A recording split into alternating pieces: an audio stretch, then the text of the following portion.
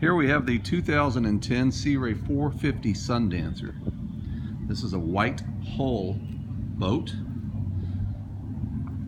so it doesn't have the color scheme, which is actually very nice, so you don't see all the water spots and scratches on it like you do the colored hulls.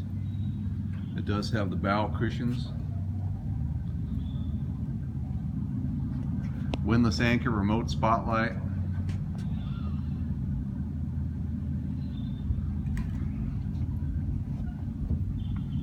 Gel coat's in good condition. The vessel just had a recent bottom job and full servicing of the drives and the engines. That was done in summer of 2017. It does have the hard top with the retractable sunroof.